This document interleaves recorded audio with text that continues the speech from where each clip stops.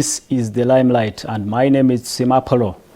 This week, MTN Uganda, one of the leading telecom companies in the country, announced that it would be floating 20% of its shareholding to members of the public, and that means that local Ugandans will have an opportunity to buy shares in one of the leading telecom companies. With 14.9 million subscribers and a market share of more than 54%, MTN Uganda is one of those companies that have been doing well, because at the end of June 2021, the company announced an increase in revenue to about 1.98 trillion Ugandan shillings and an investment of 1.3 trillion Ugandan shillings. We need to know much about this particular issue of securities exchange markets, and I've been joined by Mr. Andrew Muhimbisi. Mr. Andrew Muhimbisi, Investments Group and a retail investor at Uganda Securities Exchange. Mr. Andrew Muhimbisi, you are live on Sol TV, and we would want to know from you what this announcement from MTN means to Ugandans, to the Ugandan economy, and to the local populace.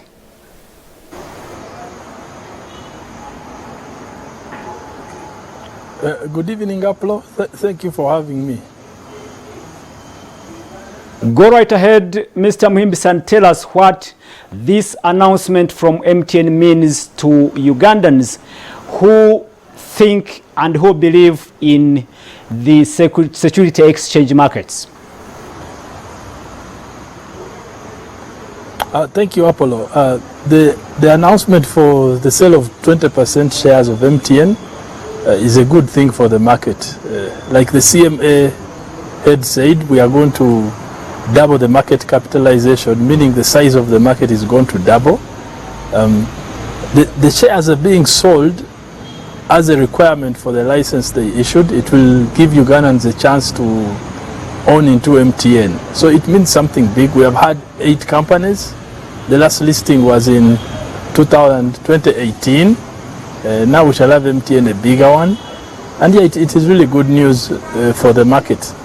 They say that we have 40,000 individuals trading shares at the moment, and MTN promised that will go up to 200,000. We saw they are going to use mobile money as well. That's why it's called the MIPO. Well, Apollo? Muhimbisi, please tell us about the opportunities involved, because it's a new sector. I hope. I don't know if I'm right or wrong. Say that again. It's a new. Is the security exchange markets a new sector? Am I right or wrong? Oh no, the Uganda Securities Exchange was started in 1997, and now they are what, over 23 years? They're around 23 years, 24 years, but it has been slow. We have had a few Ugandan companies. MTN will be probably the 9th. We have some from Kenya, and the benefits of it are usually that you own into a company, and when you own into a company, either you'll get dividend, which is equivalent to like owning a house and they pay you rental income. Dividend is the rent income for owning a company.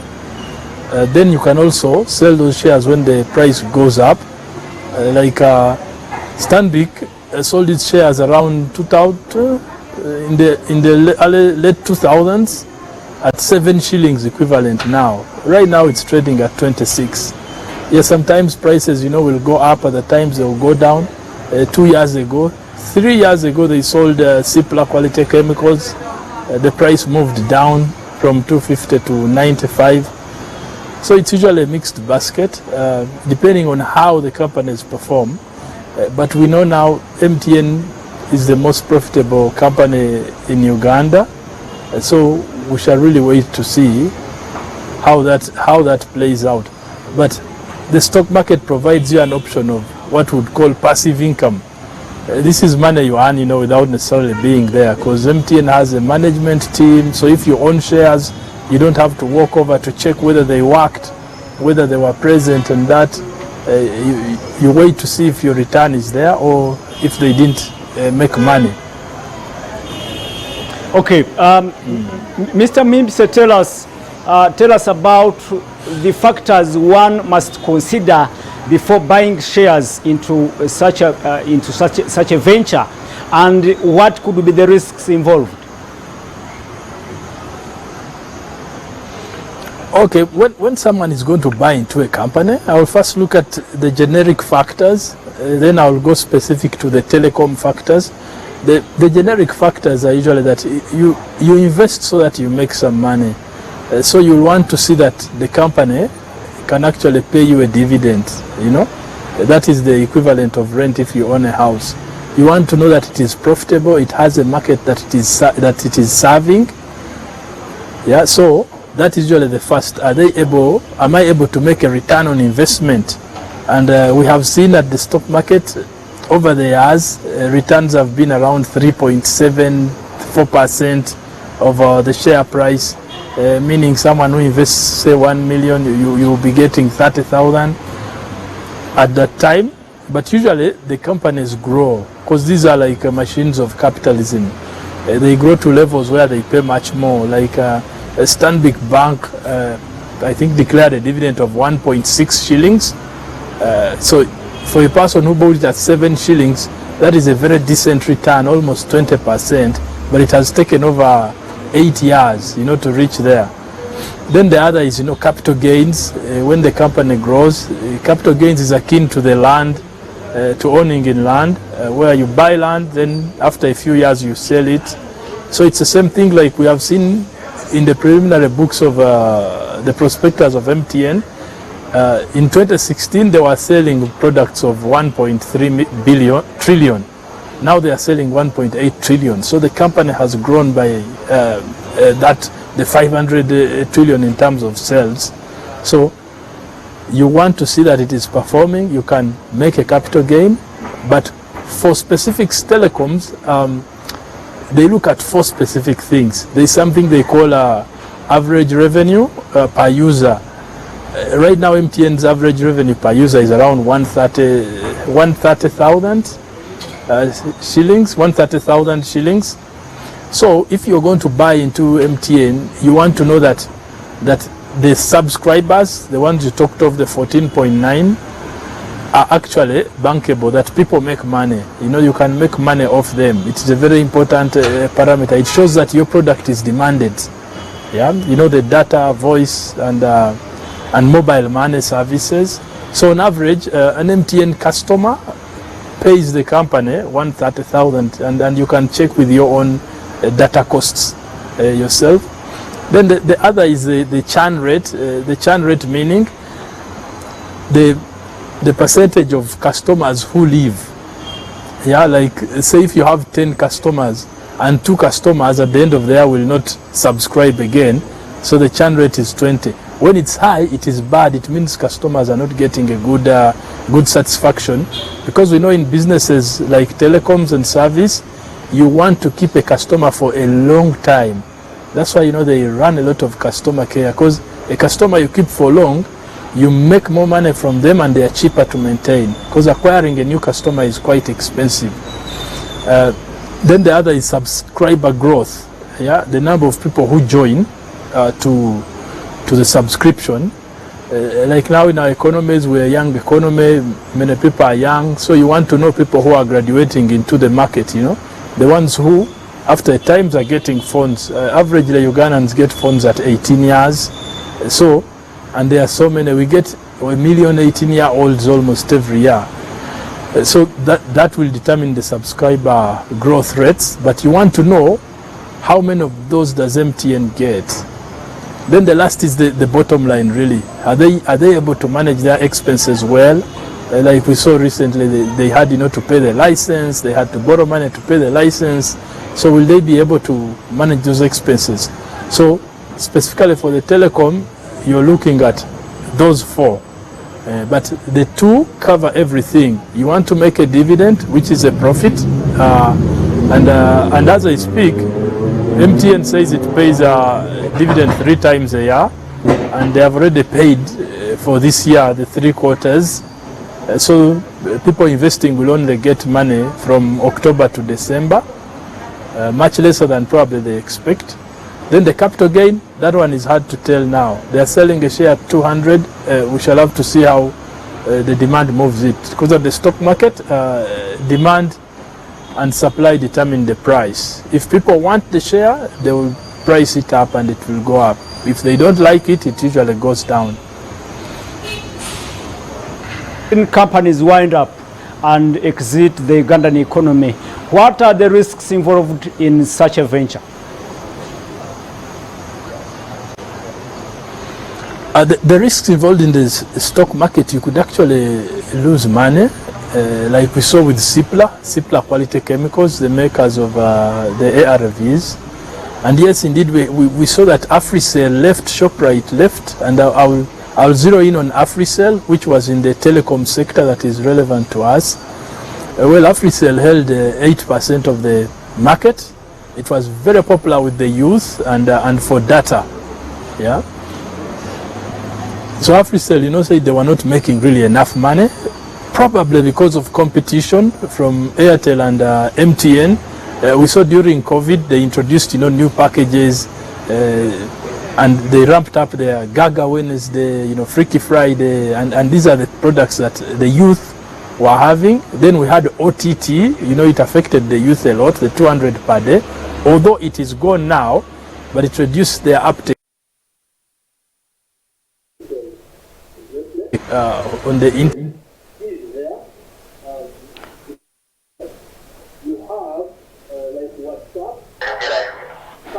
Well, we seem to have lost Mr. Andrew Muhimbise, the General Manager, Investments Group, and a retailer investor at Uganda Securities Exchange. We are talking about the announcement that was made by MTN Uganda, a subsidiary of MTN Group from South Africa, a giant telecom in this country, announcing that it is floating 20% of its shares to the public to also dig into its ownership, and we are looking at the risks involved, of course, and the opportunities that are available for the members of the public who wish to invest in that particular market.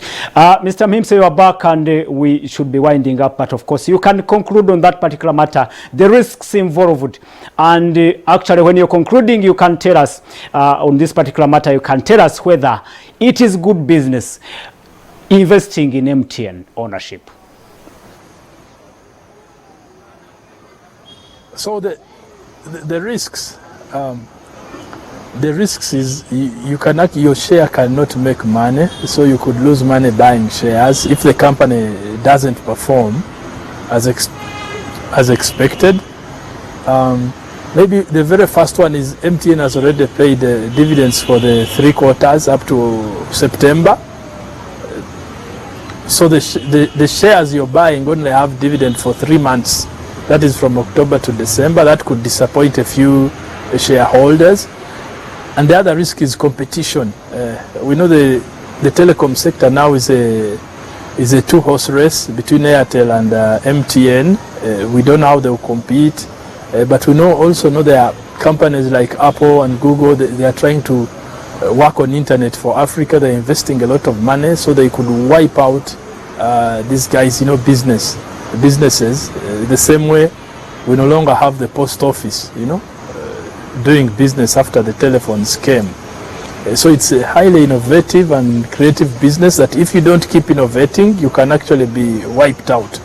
So that is a huge risk. But they say, in the prospectus, they say how they are managing it. And we know that Uganda, the telecoms in Uganda enjoy a geographic monopoly. That's why, they were paying licenses. They don't allow any other person to come in. So their business is guaranteed for the time of the license. Yeah, it's guaranteed for that time. Yeah. So the risk is really losing money when you invest the way you would buy land and the price doesn't go up.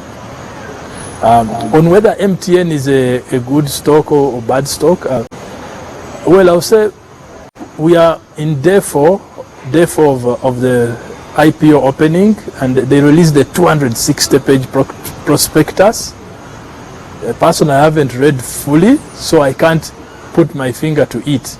I can't say whether it's good or bad at this point in time, because I'm still comprehending, and I encourage your viewers as well to read the prospectus and find out more about the sector as I am doing. When it's ready, maybe I will share. All right, Mr. Muhimbise, MTN is not the first company floating its shares to the members of the public in Uganda. We have seen other companies like New Vision floating their shares. Do you think this stock exchange market, this security exchange market is a good venture? Is it a good business? Can you recommend it to other Ugandans?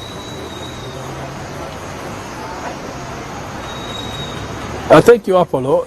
Definitely, the stock market is an asset class, and we know that NSF, the security fund, is one of the bigger holders in there. So it is good business.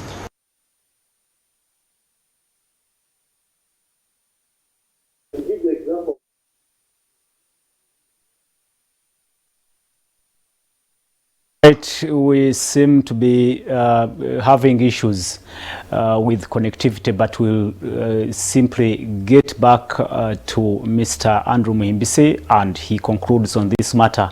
Very important issue to do with business, to do with opportunities. And of course, before we venture into this business, we must understand the risks involved and of course the opportunities available.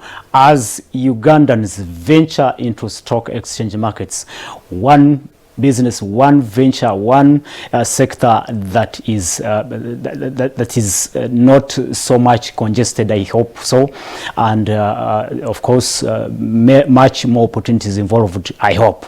As we cross over back to him, probably he will tell us whether this is the right time for Ugandans to venture into this particular sector. Mr. Muhimbise, you're back, and we need to conclude in just 5 or 6 or 7 minutes. Tell us, you can go on and give your views on that particular matter, whether this sector is really predictable and whether it's good for Ugandans to venture into this virgin sector.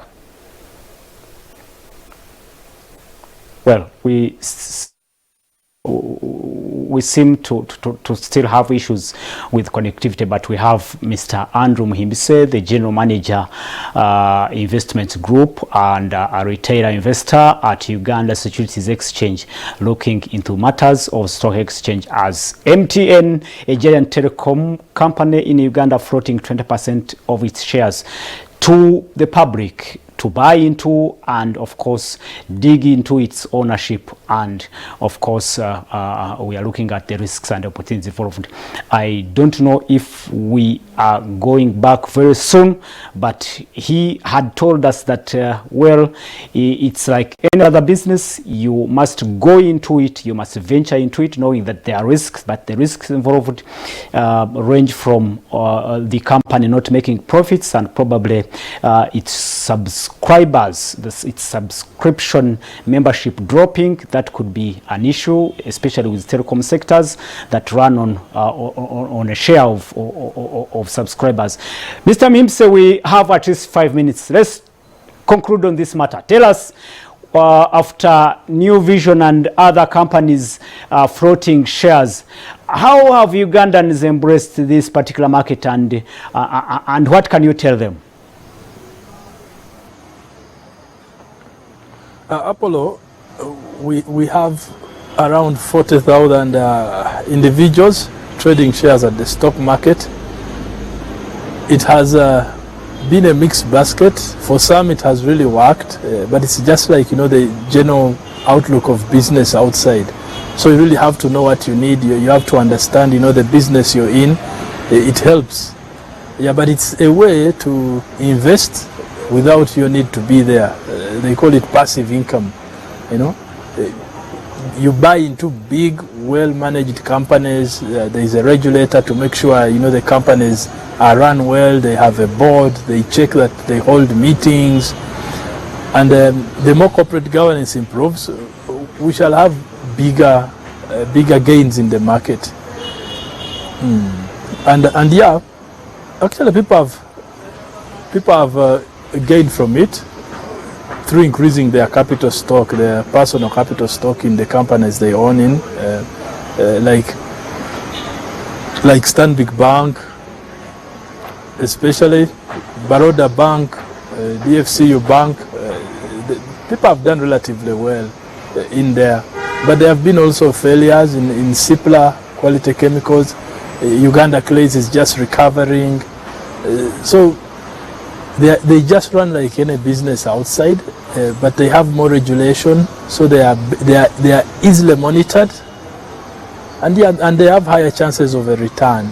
They give little, but which is very sustained. And like now MTN has come. MTN is the biggest, most profitable company around, and in the years ahead we shall see how it performs. Yeah. Well, finally, Mr. Muhimbise, tell us in just one statement.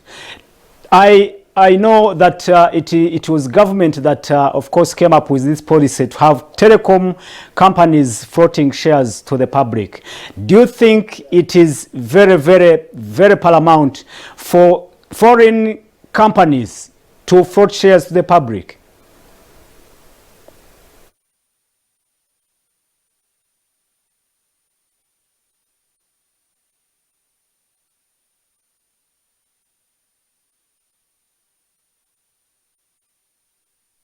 We seem again to have lost him, but he had told us what exactly we needed. He told us that it is important before you venture into such investments, you must also do background study on how the companies are performing, and of course understand the opportunities and risks involved. My name is Simapolo. The program is The Limelight. We are going into Emisinji. We'll be back next Friday. We had Mr. Andrew Muhimbise, the General Manager, Investment Group, and a retailer investor at Uganda Securities Exchange. Thank you so much, Mr. Muhimbise. Thank you so much for your time, and we hope you will be buying shares in MTN or any other company soon. Good evening and good night.